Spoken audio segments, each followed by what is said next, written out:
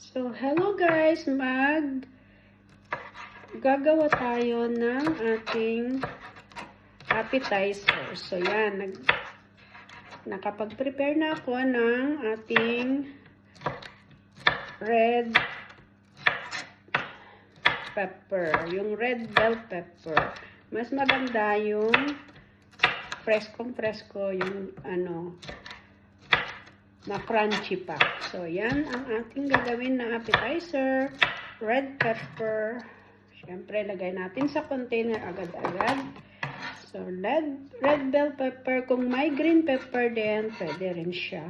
And then, I prepared already yung ating cucumber. Slicing din natin siya ng hindi siya kalakihan na cubes. So, halo-haloin lang natin siya hanggang tayo ay matapos sa pagkakat. So, medyo bilis-bilisan lang natin yung pagkat dahil ayaw natin na masag ang ating mga preskong gulay. So, ito, masarap ito na pag kumain ka, before kakain ka sa lunch or sa ating dinner. Or, sometimes ang ginagawa ko, yung dinner ko, ito na lang. So, yan na guys. So, pipino at syempre, carrots.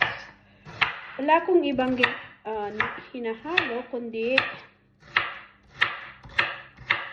nilalagyan ko siya ng syempre.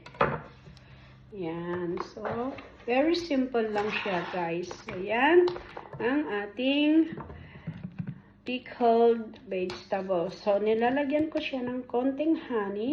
Hindi na ako naglalagay ng hot water na katulad ng mga ibang gumagawa. Siyempre, salt. Ang ginamit natin yung marina salt. Siyempre, lagyan din natin ng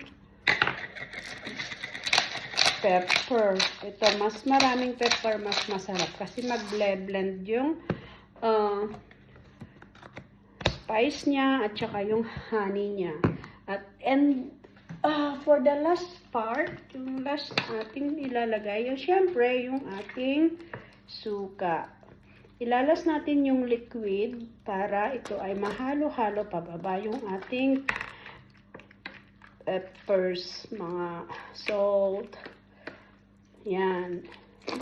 Ito kasi hindi ko na nilalagyan ng hot water dahil ang vinegar ang siyang parang magluluto na sa kanya. So, let's try it. Halo-halo lang natin.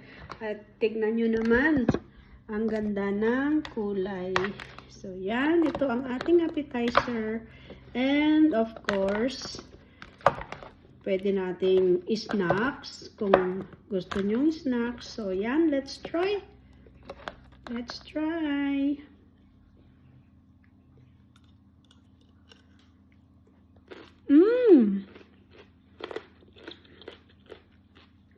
Sarap.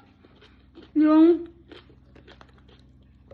taste ng purong suka at paminta at saka honey. Ang sarap. Grabe. Ang sarap.